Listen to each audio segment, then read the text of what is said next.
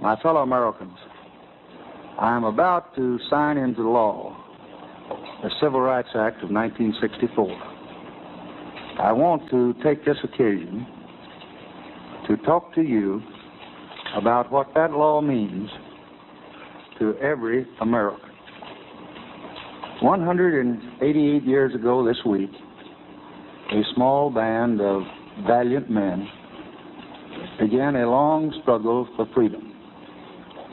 They pledged their lives, their fortunes, and their sacred honor, not only to found a nation, but to forge an ideal of freedom, not only for political independence, but for personal liberty, not only to eliminate foreign rule, but to establish the rule of justice in the affairs of men. That struggle was a turning point in our history. Today, in far corners of distant continents, the ideals of those American patriots still shape the struggles of men who hunger for freedom. This is a proud triumph. Yet those who founded our country knew that freedom would be secure only if each generation fought to renew and enlarge its meaning. From the Minutemen at Concord to the soldiers in Vietnam, each generation has been equal to that trust. Americans of every race and color have died in battle to protect our freedom. Americans of every race and color have worked to build a nation of widening opportunities. Now, our generation of Americans has been called on to continue the unending search for justice within our own borders. We believe that all men are created equal, yet many are denied equal treatment. We believe that all men have certain unalienable rights, yet many Americans do not enjoy those rights. We believe that all men are entitled to the blessings of liberty, yet millions are being deprived of those blessings, not because of their own failures, but because of the color of their skin. The reasons are deeply embedded in history and tradition and the nature of man. We can understand without rancor or hatred how this all happened, but it cannot continue. Our Constitution, the foundation of our republic, forbids it. The principles of our freedom forbid it. Morality forbids it. And the law I will sign tonight forbids it.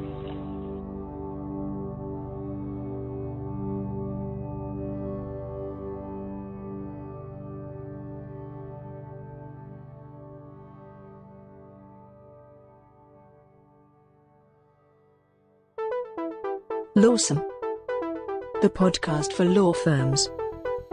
Powered by Consultwebs. Welcome back to Lawsome, the only podcast for law firms that cuts the tags off mattresses and welcomes danger. We're here to inform, educate, and entertain the legal community on the latest in personal and business development. I am your co-host, Jake Sanders, and as usual, I'm joined by America's second best-known Julius after Orange, Paul Julius. What's shaking, Paul, you old smoothie? I'm cold and delicious, my friend. Cold and delicious. And you're in a strip mall somewhere. Unfortunately, yes, but that's okay. Next to the Foot Locker. It's all good. Right. And Annie's, right? Right. So who's eating all those pretzels? Anyway, what's going on the show today, man? In this episode, we're going to discuss an article from theconversation.com about access to justice. interview professor and author Ben Barton about his new book, Rebooting Justice. And as usual, we're going to put Ben on the hot bench for 10 questions we ask everyone. Pull up a plate. It's the Hot Takes Buffet. The link today is from theconversation.com. It's every year, millions try to navigate U.S. courts without a lawyer. It's written by Lauren Lucas and Darcy Meals, which is an amazing name. The hot take here, researching for this episode, my eyes were opened, reading a little bit about Ben's book. The hot take here is that people without lawyers are treated very unfairly in the legal system. That just makes sense. What were your particular takes on this article? I think what you said is true. They're treated unfairly, and it's I don't want to say by design, but it's because there's stuff that you don't know.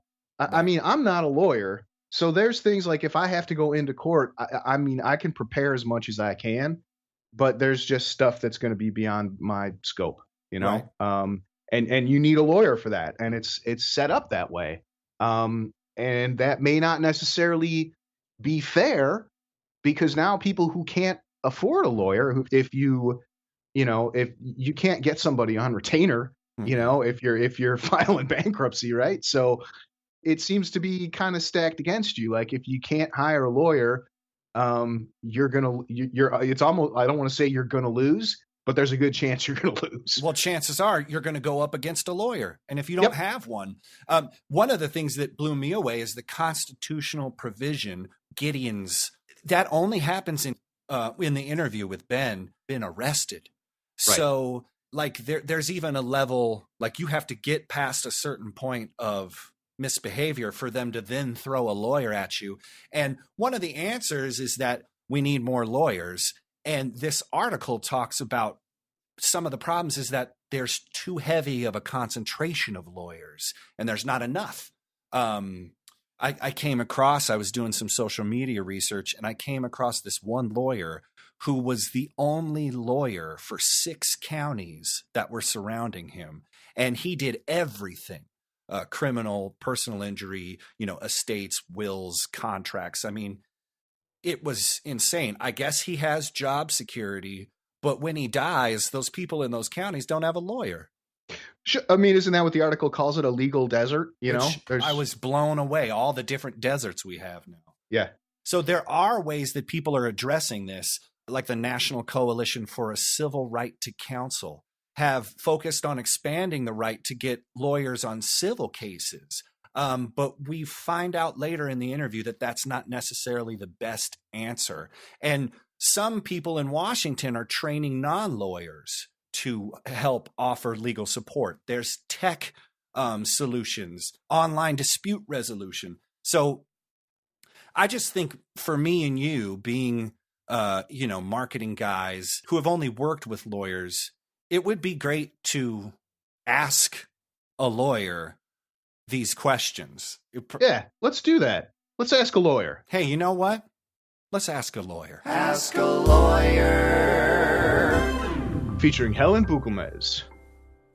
So Helen, as a lawyer, what does access to justice mean to you? And do you think there are opportunities in the system and perhaps with revising the system for people who are entering the workforce fresh out of law school? That's a great question, Paul, and it's very relevant to today. There are a lot of people who go without available resources to represent themselves. And sometimes, in some circumstances, they don't even know that they need to be represented or that they need to be a part of a lawsuit. But these lawsuits typically have very significant consequences in their lives. Just like this article is discussing, it can be housing, it can be child custody. It can be pretty serious for any individual. Access to justice may mean something different to everybody. To me, as a lawyer, it means that we need to be striving to make resources available to everybody to have representation. Now, I will preface this that it is not just a one-way street. If the individual believes that they're confident in their own ability to go to court I will just get on my smartphone and find some resources. I don't want to pay some lawyer. I'll just learn how divorce can happen in my state and I'll do it myself. And as an attorney, I have run into situations where people will come in, ask certain questions, pay for the consultation, or ask for information for free, and then they'll appear in court and attempt to represent themselves. And I have seen it go well in some of the circumstances, but typically it does not end well for that individual deciding to represent themselves. So when we talk about access to justice, it's not only the responsibility of one segment of the society, but as a community as a whole, we need to realize that representation truly is something that is specific and requires expertise, and that it needs to be demanded by the individual, but also the society needs to find a way to make it available to everybody who needs it. Sure. So let's switch hats for a second then, given that example you just said, and switch from lawyer to professor. Given these kinds of situations, do you think there are opportunities for people who are just entering the workforce to maybe contribute to helping some of these things out? Maybe there's a niche, a market, something like that maybe some people who are finding it difficult to get a job in a traditional sense could maybe look to something like this? Absolutely. And as unfortunate as it may be for some individuals that they're not finding the resources or the financial ability to hire lawyers, I think this demand definitely is a good thing for law school students. There are really two answers to your question. One, the law school students can start practicing in a limited way under a supervision of another attorney while in law school if they choose to do so. So we have, in my opinion, two types of students that would really fit into this concept. One is you have law school students who are very ambitious, very passionate about access to justice, social justice. And even from year one, they're looking for opportunities to represent individuals who couldn't otherwise hire attorneys. They go get their limited license and they're able to find and help these individuals. The other type of student is that he or she may not know that this is such a great opportunity to learn so much in the legal system. He or she may think that she's going into a large law firm practicing corporate business law. By the time law school is over, that opportunity may not have just come yet.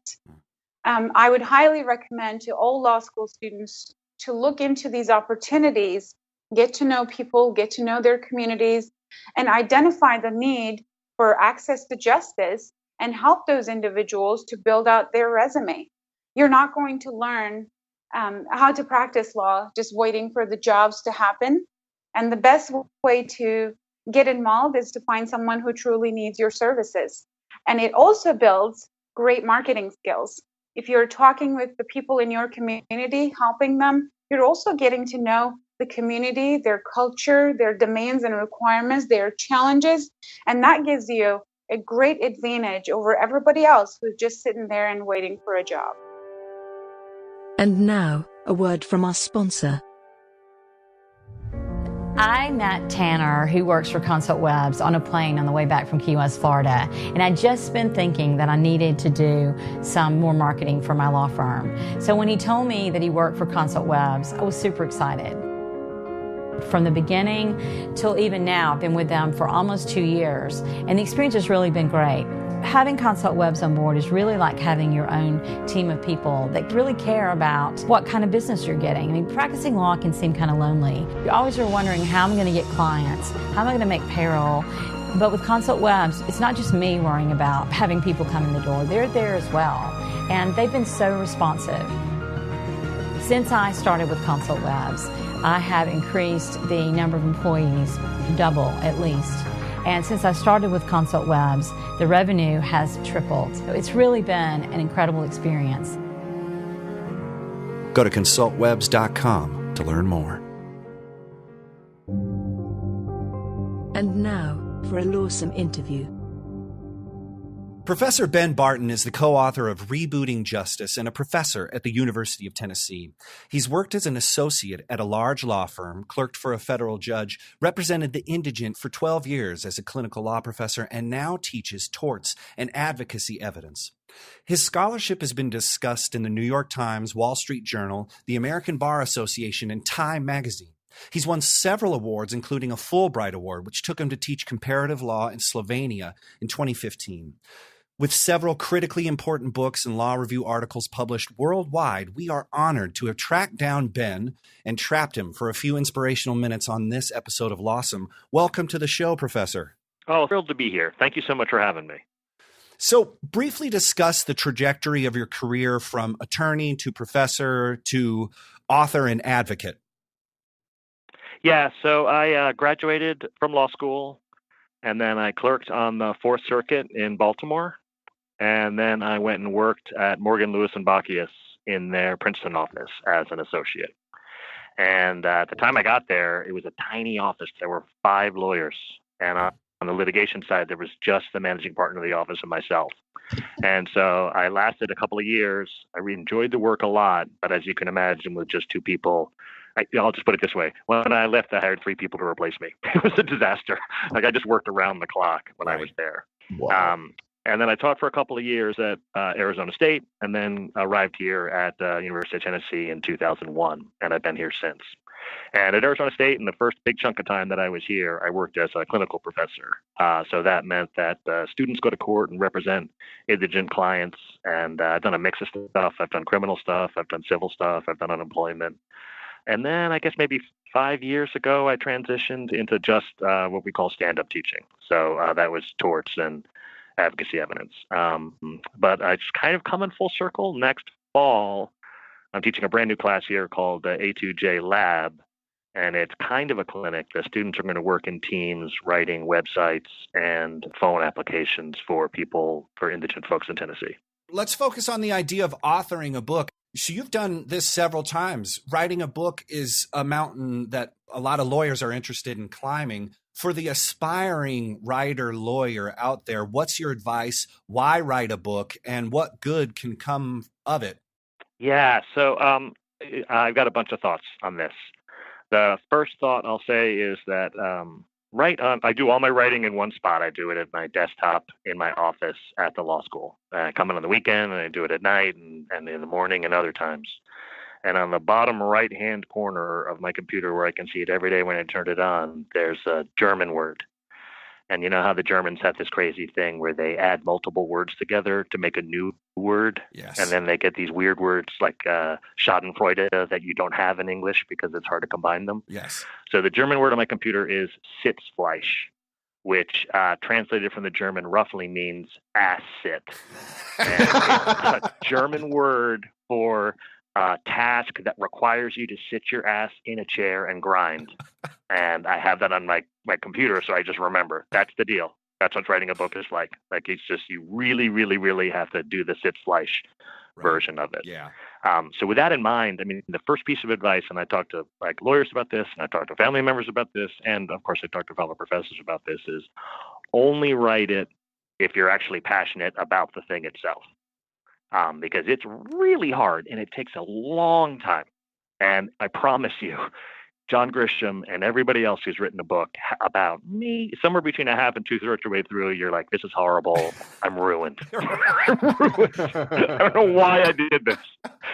And in order to be able to push through that, it's the process. You've got to like the process, because if you're writing the book in the hopes of making a lot of money, then that's probably not a good idea. Yeah.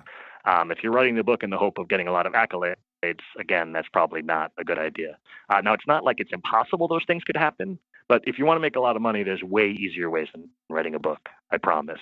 And if you want to cut a high profile and or get a bunch of accolades, so for example, having a podcast or doing an internet site or a blog might work better. I can say a more famous version of me is Bill Henderson at Indiana. And he's never written a book. And every time I write a book, he's like, Ben, dude, come write on my blog. Like, more people will read it and you'll get more impact. And that may actually be true. Sure. But for me personally, It's like, I actually like writing the book, and the book is a format that allows me to do this like wide ranging big picture thing that I could never do in a blog or a podcast. So for me, it's worth it. And the reason it's worth it is because I actually like enjoy the process. And I read somewhere that you linked enrollments into your course with book writing. Did I misread that somehow? I mean, have you noticed any positive effects from your writing, from your authorship? Oh, yeah. Hey, I'm experiencing one right now. I'm talking to you guys. Like, no, it's been great. How meta. Right. No, but I'm serious. Like, a lot of law professors write a lot of things, and they're, not to be mean, but they're just small ripples in the pond. And so I feel super grateful that the work I've done has been able to reach a broader audience. And it's because I've written the books, for sure. Rebooting Justice. You're passionate, obviously, about this because you finished the book with your co-author. So tell us the inspiration behind it. I found it fascinating researching for this interview. So I'm excited to hear what your inspiration was behind Rebooting Justice. Right. Well, I'll tell you, there's actually two different stories. The first story is a sort of more nuts and bolts story. No, actually, hold on. Let's go backwards. Okay. When you're a clinical professor, you spend a lot of time in courts that feature miserable poor people and miserable middle class people. So I spent a bunch of time in landlord-tenant court. I spent a bunch of time in the debt court.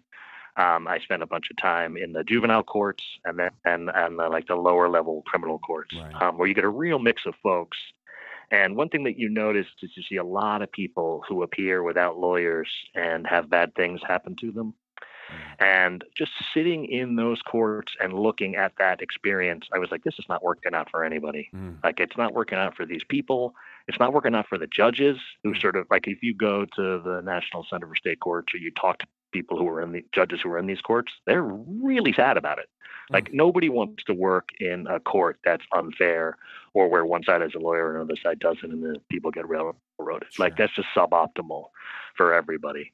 And just looking at this problem day after day, I reflected on the current attempts at solving it, and I was like, these are not working out at all. Like, there's got to be a better way to handle this like really acute access to justice problem. So that's sort of the big picture inspiration for it to begin with. So I wrote a medium controversial law review article that was called Against Civil Gideon. And it basically made the argument, and the book makes this argument too, that applying Gideon, the criminal right to an attorney, to the civil side would not work very well, is not a good idea. It'd be underfunded and a disaster, and it's not a solution to the current problems. And along the way, I was medium critical of Gideon, even on the criminal side, where people are so overloaded by cases that they can barely investigate, and most things get pled out. Sure. So my co-author, Stefanos Bibas, was a law professor at Penn Law School, and he ran their Supreme Court clinic. And one of the first oral arguments he had before the Supreme Court was in the Turner versus Rogers case, which was basically a civil Gideon case. And so in his research, he reached out to me, and I wrote an amicus brief. And so we got to be buddies that way. But then after working on the amicus brief, we were like, well, there's really a lot more to say on this.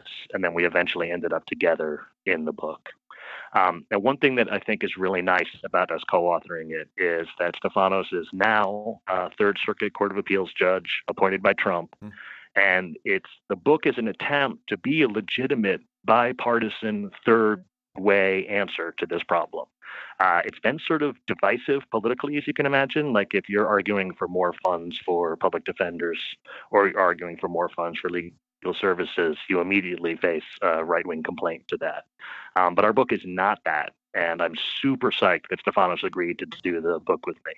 Some of the problems of the justice system come from too many lawyers being involved and not enough tech. This is obviously a simplification, but can you unpack the idea of too many lawyers and then square it with you teaching law? How are you preparing the lawyers that you send out of the doors to engage in a way that sort of adapts to the future that Rebooting Justice is looking towards? Yeah, that's an outstanding question. All right, so the first thing is to recognize that there's a knotty, bizarre puzzle / contradiction at the heart of all this. So on the one hand, you and your listeners and everybody who reads about or is in fact a practicing lawyer in the like small firm space knows, it's a brutal market. And there are a ton of people graduating with JDs who are having a hard time making a living as solo practitioners. Sure. And at the same time, you have people like me and Stefano saying like, oh, there's a big access to justice crisis. So anyone who's taking even economics 101 is like, well, I don't like, why is there a problem with this? Right. We have supply trying to meet demand, and you're telling us that demand is really high, and you've also told us that there's too much supply. Why can't these two things meet? There you go. And actually, because I teach at a law school, I think about this especially. Sure. Part of the problem happens in this building where I work, and then part of the problem continues on into practice. In law school, and again for solo practitioners and small firm people, we teach the lawyers as if every case has to be a snowflake, and each case requires hours and hours and hours of individualized work to handle it. And that's how we describe doing a divorce, and that's how we describe writing a contract, and that's how we describe creating a corporation. Like each one of these things requires all this individualized work by an expensive human. So the actual problem of the mismatch is that even as these solo practitioners are struggling, and even as they're lowering their hourly rates, they can't get low enough where a middle-class person, let alone a poor person, can afford to pay the amount that it would cost to have something done. So like even the very first cut level of defending a DUI, for example, you have to give a $10,000 retainer to a lawyer just to get through the preliminary hearing, and that's in Knoxville, let alone in New York City, or I guess you guys are on the West Coast, right? I promise you it's more out there. And a regular person is like, well, I would really like to hire a lawyer because I might lose my license for a year, or they might impound my vehicle, or, like there's serious consequences to picking up a DUI all over the country. On the other hand, I'd have to sell my car to pay for the stupid lawyer. I'm in a vice here between these two things. Right. So part of the problem is to try and bring these people together, is to train lawyers and to teach lawyers how to do more for less, and in particular, how to use technology to do that. Interesting. And we had Dina Eisenberg on talking about outsourcing, and that was something that she was pointing out, that there's, firms are coming up with ways to use someone to do the discovery portion or something like that. Yeah, no, for sure. Well, the funny thing about the book is, in our opinion, the access justice thing is a serious and growing and really bad problem. So based on that, you'd expect the book to be kind of a downer. But the funny thing is that the solutions to it are just like really low-hanging fruit. Some of it's like fruit we're currently stepping on. And, like it's happening all around us, and all we need to do is sort of shift our focus from saying, oh, what we need to do is fight over legal services funding, to instead what we need to do is use technology to make this work better for everybody. I mean, that we can make the lawyers more efficient, and they can make a better living. We can use computers and LegalZoom type things to offer services that are even cheaper than a lawyer, depending on what the person wants. Right. And we can refocus the way courts work around this as well, so that people can appear without a lawyer and the courts can operate in that fashion. That's the basic argument for the book. Do you think a lot of that stuff happens because it's just that's the way we've always done it? Oh yeah, huge. Yeah. Okay. And especially on the, basically, I try really hard to be empirical. I'm about to make an empirical claim where I can't really prove it, but it's definitely true, which is lawyers are naturally conservative, and I mean small c conservative, not political conservative, are naturally conservative. And in particular, like if you just think about the training for being a lawyer, the entire purpose of it is you're looking backwards at precedent and or statutes and using the past to predict the future. So the future is always like bound by your backward-looking approach. That does not lead you to want to be a crazy radical. And then it also just sort of naturally leads you not to be into tech. And then most judges are very successful lawyers who are older. And so naturally, they're also less interested in this. So there's like a huge, just natural barrier to it. Right. Fire up the fax machine. I get it. Yeah, no, for sure. So a lot of the technology that's helped the legal industry adapt to these times, like we were kind of talking about outsourcing and, maybe crowdsourcing stuff, has been developed by non-lawyers. Why is opening up the source code of legal innovation essential? Let me start by saying that there's a significant regulatory problem. And the regulatory problem is the code of ethics and the professional responsibility stuff. And I'm not trying to blame these folks. They're doing the best they can, but that's come out of the ABA. And here's what I mean by that. If you look over the rules of professional responsibility in your state or anybody else's state, I promise you, they are pitched as if every single case is an individualized case. Mm-hmm. They assume that, and in many places, they require it. So, for example, if you're attempting to mass produce legal work, and of course, what you need to do is mass produce legal work. I know that many lawyers listening to this will be like, wait, that sounds terrible. Mm-hmm. Hey, listen, we can do it or LegalZoom can do it. Mm-hmm. And who do you think is going to do better professionally if we let them just completely carry the ball on that? But yeah, so and then the other thing is where it is a significant regulatory challenge to open a 50-state regularized legal practice. And one way you know that that's the case is nobody's been able to do it. Basically, nobody's been able to do it.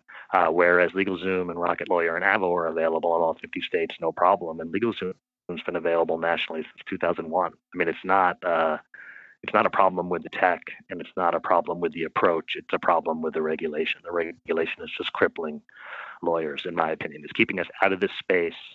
And the funny thing is that there's this sort of hope, like, oh, well, we'll keep lawyers from doing this and then it'll go away. But that's just completely inaccurate. Like, it just leaves the field wide open for non-lawyers to do it. Now, it's not all regulatory, right? I mean, some of it's what I said, which is things have tended to work out okay. And the biggest players in the field, like the big law folks, have a very limited desire to rock the boat. So they're sort of hoping to just cruise along and keep things going as they are. But yeah, no, it's in my opinion, it's really bad. It's super harmful to the profession. It's harmful to the public too, because insofar as you're a person who believes that these solutions would be better to come from lawyers, well then, create a competitor to LegalZoom. Like, that's the answer to it. The answer to it is not to hope that LegalZoom goes away. Yeah, like that Pandora's box is open. You might as well that's the deal. It's like right. The horse is out of the barn and in another state. Right, we're not even near the farm anymore. In our previous show, we discussed the ways lawyers are using big data. Tech seems to be, to me, another potential layer of inequality. Our professor was explaining that some of his concerns in the future are the inequality and access to justice. Now it's access to technology. So how do you propose tech innovation that doesn't exacerbate the situation? Is that part of your reboot to reboot justice? Oh, it totally is. Yeah. So let me say a couple of different things about this, and I'll start with the encouraging sort of glass half full version of it. All right. So one of the things that we're hoping for is a rethinking and a new approach to what we call pro se courts. And we define pro se courts as any court where more than half of the people, one party or the other, appears without a lawyer. And there's a ton of American courts that fit that description. And you can probably think of them, like I've mentioned some before, the debt courts, landlord-tenant, child support courts, most family courts. These are the case. Mm-hmm. So in these courts, why are many of these courts structured as if everyone's going to have a lawyer, when in fact, more than half of the cases, not everybody has a lawyer? Like, it's just stupid to have it set up that way. The answer is to rethink from the beginning the way these courts run, just around a simple sounding, but obviously super challenging idea, which is, hey man, most of the people appearing in these courts don't have lawyers. Let's set up these courts structurally and procedurally around that idea, just so that it's simpler for these folks to access it. And so we've got some description of the human side of it, which is judicial behavior and clerk behavior. Mm-hmm. And then we have some ideas on the tech side of it, notably the online dispute resolution. So part of the growth in tech can really flatten the playing field for folks. And online dispute resolution is just a perfect example of it. Online mediation is now being adopted all over the country and then really all over the world. Mm-hmm. Like, the stuff that's happening internationally is crazy. Mm-hmm. And these are all set up as if the person doesn't have a lawyer. It's fine if you have a lawyer. Like you want to go into online mediation with a lawyer who can advise you about your rights. That's totally fine. But they are set up so that you can use it without a lawyer. And we can say, I mean, it's weird to say, but that's a significant leap forward just to have it rethought around the actual customer rather than the idea of like that basically the lawyers are the customer. Instead, it's the litigants who are. So that's tech for that sort of thing we think is super helpful. Mm-hmm. Second, we think that tech is a big part of the answer in terms of the needs of middle-class folks all the way down to poor people. So lots of legal services places are creating online fillable forms. And of course, LegalZoom and Rocket Lawyer are selling you that as quickly as possible. Mm-hmm. LegalZoom and Rocket Lawyer and now Avo are all in the business of trying to connect clients to lawyers at lower rates. And that may be sad news for the lawyers, but I'm here to tell you that it's good news for the public because more people will be able to get sort of desperately needed services. So all of these are ways that technology can be a huge boon to access to justice. Okay, but now the bad news. Yes. Is it true that rich people / big firms / corporations are going to have more access to things like A, outsourcing, or B, algorithms to search through case results? I mean, the use of technology when you have unlimited funds is like for jury pools, studies. I mean, it's just like beyond, you can just guess all the different things you can do with data if you have the money. All of that being said, unless you're willing to get rid of the adversarial system, you just have to eat the fact that rich people do better. Like that's just a fact on the ground.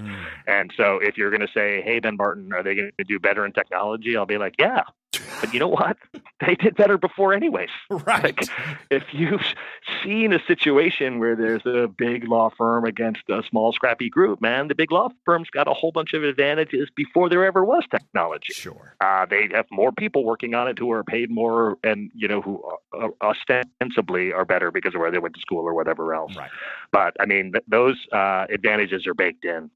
And so insofar as technology might exacerbate them or just continue them, that's a feature of American life. Like there's just nothing we can do about that.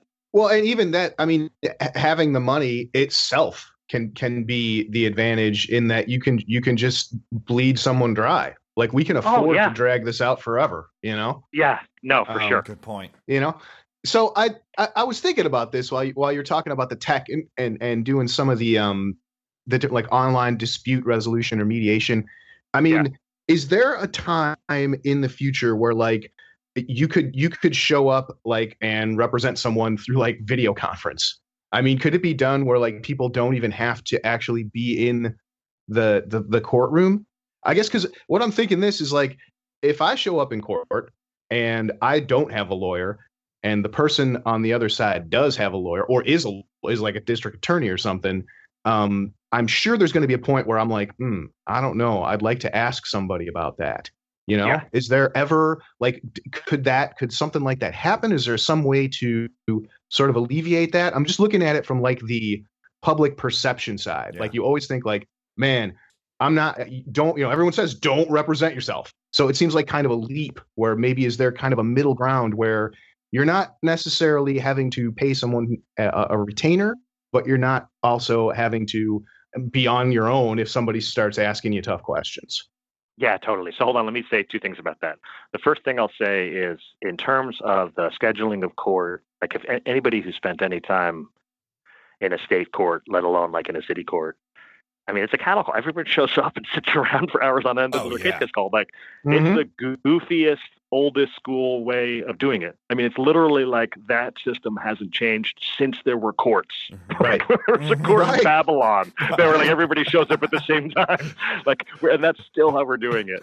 And then the question is, could we do it more efficiently and could we do parts of it online or whatever else? Hey, man, that technology is old and easy and inexpensive. And so the short answer to that is a yes with an exclamation point. The problem is that there's just limited desire to do that or to change anything. In game theory, they differentiate between repeated games and non-repeated games. And so a repeated game is where the same people play the same game over and over again. And then there's a third category of game where there's Some of the players repeat and some of the players are new each time. So in a non-repeating game, people are way more likely to cheat because they're not going to see these people again. In a repeating game, they're really nice to each other, and over time, they tend to cooperate with each other just because they know if I screw somebody on this game, I'll see them at the next game. Hey, in a game where there are repeated players and non-repeated players, they immediately cooperate and screw the non-repeat players. If you think about human nature, that totally makes sense, right? Well, I'm here to tell you that court is a non-repeated game with repeated players, right? So it's not surprising that court, like for example, criminal court is set up to the satisfaction, number one, of the judge, number two, of the prosecutor, number three, of the public defender, and then a distant 15th is the various people. Like even the witnesses to the crime are held at a lower level than those things. Yeah, so that just makes it hard along the way. That was it. That was what I wanted to say. So, okay. So I had a question. No, now I remember. Hold on. Online dispute resolution. Here's what's cool about online dispute resolution. It's asynchronous, meaning that you don't meet together in a room or even together on Skype to talk about it. You go backwards and forwards over time. So there are some bad things about that, and in particular, people who are like big, passionate human mediators who love the idea of all meeting together, they'll definitely disagree with me about what I'm about to say. That being said, the nice thing about this is you have time. Like you get a statement from the other side. This is what we think the case is about. This is how much we're willing to sell. If you feel comfortable, you can go forward without a lawyer. If you want to just call up a lawyer and say, like, I just need a half an hour of your time to figure out this one thing, then you can handle it that way. Like the time differentiation in it makes it all things more possible. You can do a bunch of research on your own on the internet and then decide whether you want to call a lawyer. Like the online dispute resolution thing just opens all of that stuff up. I'm wondering if there's a way that our listeners can engage these legal ecosystems. Can they approach their bar associations to change the way they approach tech, or what is something our listeners could do? Yeah, so it depends on where your listeners are and what kind of practice they have. But the most obvious thing that they can do if they're in the sort of consumer legal market or in the small business legal market, what I call the solo practitioner / small firm market, is to stop right now what they're doing and think super carefully about ways they can use technology to do more work for less cost for more people. And the reason they should do that first is because it will help their practice and it'll help the country. But most importantly, that is happening all around the U.S. Like that is what's happening in the consumer law space. And folks who don't get on board with that are just really going to struggle going forward. There are definitely always going to be what I call sort of bet the company, bet the family cases, right? Where the question for the client is, I'll just pay whatever it costs to take care of this. And some child custody cases are like that. And obviously things like a DUI or a criminal case can tend to be like that. But there's a limited amount of that work. There's much, much, much more work that's in the, I feel like maybe I should have a will, or I own this business and maybe I should make it into a corporation. We're kind, where work making that more regularized and inexpensive for the clients is really, that's where it's all going to happen. And then also, generally like expressing to the local courts and to the local bar association and the state bar association that you're interested in seeing courts and lawyers get involved in technology. And more importantly, you're interested in seeing regulators get out of the way. I think that can only help. If readers could take away one thing from Rebooting Justice, what would you want that one thing to be? Yeah, so sadly, I'm a law professor, so it's a 3-part test. It's actually 3 different things. The first thing is totally non-controversial, and most people agree with this, which is that there's a significant and substantial access to justice problem, and that it's not just for poor people, it's for middle-class people, and that it's a real problem in the U.S. for a person who earns the median income not to be able to afford to hire a lawyer to get a divorce or to deal with a child custody issue. Like, that's just not a good situation. More controversially is the second part, which is that current approaches are failing.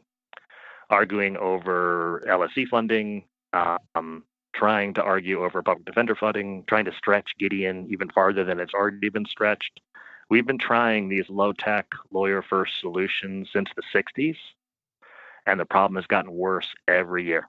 So there's no point in continuing to try to do those things. And then the last part, which is the bulk of the book, is, hey, I've got good news for you, which is there's a third way. There's like another way to solve these problems that is not arguing over how many more lawyers we can hire to handle each one of these problems individually. And this is using technology and court reform to streamline the process around the idea that ordinary Americans who can't afford a lawyer will still be able to get some measure of justice. I have one question. What if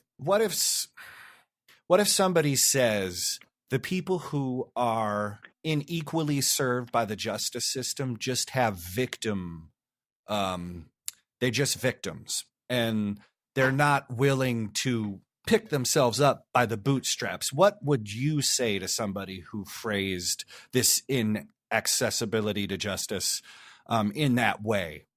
First, I would encourage that person, if they actually care, you can just physically go and sit in a landlord-tenant court or in a family court and see how they operate, and then ask whether they think that the people who don't have lawyers are getting a fair shake against the people who do have lawyers. And in particular, like, it's not a victimhood situation. Like, this is an actual thing that happens, right? You'll see an unrepresented person against a represented person, let's say in a child custody case, right? And the unrepresented person has a whole bunch of evidence about the other party being a bad parent or reasons why they should get custody. And yet they weirdly have not memorized the rules of evidence. I don't know why a regular person wouldn't know that. But they are just screwed, man. They have 0% chance of, not 0%. Most of what they have to say and most of the documents they have are hearsay or not qualified to get in, right?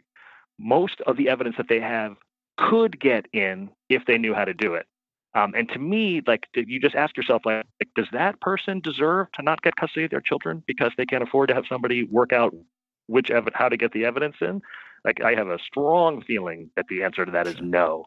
And even people who are most likely to be like, oh, you should stop your crying and suck it up, would be like, well, that can't be right. But not only can it can't be right, it's extra right. Like, that's currently happening right now. It's 11 a.m. on the East Coast. Someone right now is handing an email in saying this person said that they injured my children. And they're like, oh, I'm sorry, you can't put in that email. Like, that happens all over the country, and it's just not okay.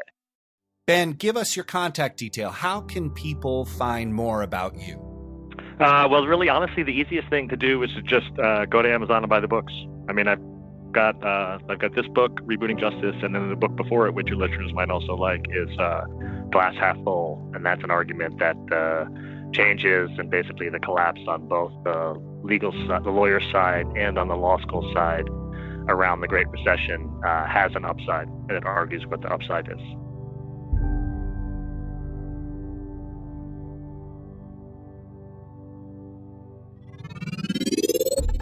Ten questions we ask everyone. Here we go, Ben, with the cleverly titled 10 Questions We Ask Everyone. Nice. Thank you. Number one, what was the last book you read? The last book that I read was, it's called When, and it's by Daniel Pink. There's like a subtitle to it too, but it's a book about basically the timing of doing things. And it's like timing within the day, timing within your life, timing within the corporation's life, and the sort of scientific data on that. Super interesting. Cool. Yeah, sounds it. Okay. Number two, what is your best habit? My best habit is setting firm internal deadlines that are aggressive and then trying to meet them. I was going to say, if it's either that or ass in the chair, right? It's got to be. Yeah, no, man, but it's the same thing. That's two sides of the same coin, totally. Absolutely. Number three, Facebook, Twitter, Snapchat, or none of the above? Facebook, if anything. Number four, coffee or tea? Oh, coffee, big time. Excellent. That's the correct answer. Number five, what is your favorite place? Oh, that's a tough one. My favorite place in the whole world? Wherever. I can't choose that. There's too many. Okay. Everywhere. Wanderlust. Your favorite places. Okay. That's no, it's not that exactly, but there's like 10, and there are multiple continents, so I'm just going to leave it at that. Cool. How about it? Number six, is Keanu Reeves a good actor? Oh, yeah. He's the best. The question is, does each performance affect you artistically, and the answer to that's an exclamation point. Yes, that guy kills me, man. The deadpan Keanu-ness of everything. He's I so love Keanu. Yeah. Absolutely. Oh, totally. Yeah. Absolutely. Okay, number 7. What was your first job? My very first job was scooping ice cream. Number 8. What is a skill you have outside your current occupation that you incorporate into your work? Oh, that's a really good one. It's kind of a skill and it's kind of an attribute. I've always been a person who makes weird connections between things. So, like, if I'm at a movie, I'll be like, this reminds me of a Dr. Dre song. And weirdly, that's been super helpful to me in my work. Like, all of these different trends that are happening, like the tech stuff is the same as the access to justice stuff is the same as the Supreme Court changing pleading standards. Like, all of these things are weirdly interconnected, and that's been really helpful to me. Nice. Very good. Number 9, what sites, blogs, or newsletters do you regularly check in with? Oh, yeah, that's a great one. My colleague, Glenn Reynolds, writes Into the Pundit, which is mostly a political one, but I do check in on that. I mentioned Bill Henderson. His site's the best. I read that all the time. I follow Jillian Hadfield on Twitter, and anything she writes, I read. She's great. And we made it to the end. Number 10, after a long day or a long week at work, how do you relax and unwind? So you've probably heard I've got multiple different rules in how I live my life. Yeah, so I do have a very firm 5 p.m. drinking rule. But after 5 p.m., fair game. And I get home, sometime between 5:30 and 7:30. And the first thing I do is I have a glass of wine. And the glass of wine is a clear demarcation between work and not work. And it's actually an actual rule I have there, too, because I used to drink and then send emails, and that never worked out. After a couple of months of doing that, I was like, dude, I'm just going to have to stop working after I've had that glass of wine. But then I realized that it wasn't a bug, it was a feature, because now the glass of wine is an actual demarcation thing. And I put the work behind me. I don't check my email. I'm not talking about work. I'm not fussed. Obviously I think about it, but I try and let it go, and then I return to it again the next day. For show notes, links, and info, go to www.consultwebs.com/LawsonPodcast. Be sure to leave us a review and rating in iTunes or wherever you find the you listen to. Until next week, stay lawsome.